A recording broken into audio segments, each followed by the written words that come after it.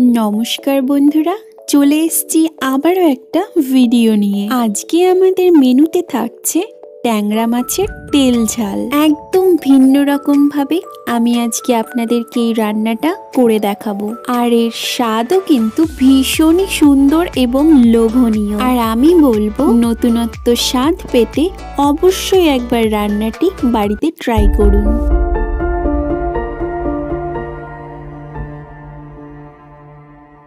ট্যাংরা মাছের তেল ঝাল তৈরি করতে প্রথমে একটি বোলে নিয়ে নিচ্ছি 500 গ্রাম মতন মাঝারি সাইজের ট্যাংরা মাছ। মাছগুলোকে আমি আগে থেকেই কেটে ধুয়ে পরিষ্কার করে রেখেছি। এরপর আমি এর মধ্যে দিয়ে দিচ্ছি 1 চা চামচ হলুদ গুঁড়ো এবং 1 চা চামচ নুন। মাছগুলোকে ভালোভাবে নুন হলুদ দিয়ে মেখে নেবার পর অন্যদিকে আরেকটি পাত্র নিয়ে নিচ্ছি, যার মধ্যে দিয়ে দিচ্ছি 100 ml মতন সর্ষের তেল। তেলটা একটু গরম হয়ে এলেই একে একে মাছগুলোকে দিয়ে ভালোভাবে ভেজে নেব।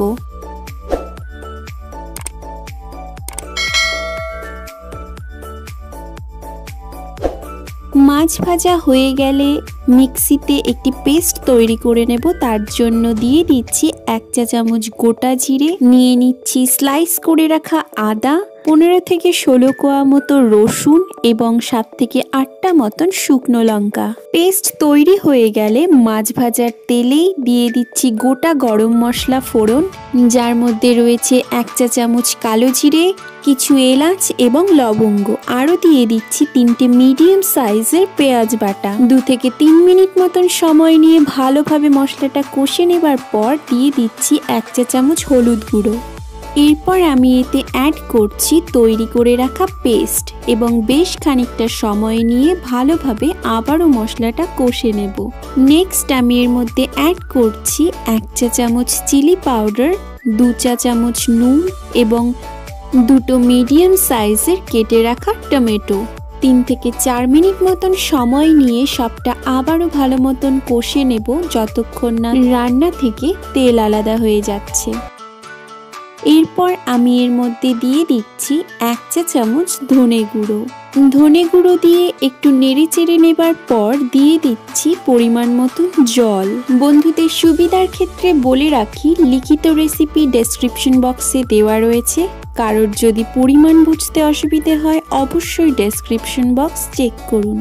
ঝোলটা ফুটে এলেই একে একে ভেজে রাখা মাছগুলো দিয়ে দিচ্ছি। তো বন্ধুরা, কলাপাতার রেসিপিগুলি আপনাদের কেমন লাগে তা কমেন্ট করে জানাতে ভুলবেন না কিন্তু। আর এরকমই নতুন নতুন রেসিপি দেখতে হলে আমাদের কলাপাতা চ্যানেলটিকে অবশ্যই সাবস্ক্রাইব করে দেবেন। মাছ দিয়ে বেশ খানিকক্ষণ ঝোলটা ফুটিয়ে নেবার পর শেষে 3 থেকে 4টে মতন চেরা কাঁচা লঙ্কা এবং 5 টেবিল চামচ ধনেপাতা কুচি ছড়িয়ে দিলেই তৈরি আজকের আমাদের ট্যাংরা মাছের তেল ঝাল। ভিডিওটি ভালো লাগলে অবশ্যই একটি লাইক করে দেবেন এবং আমাদের চ্যানেলটিকে সাবস্ক্রাইব করে পাশে থাকবেন। ধন্যবাদ।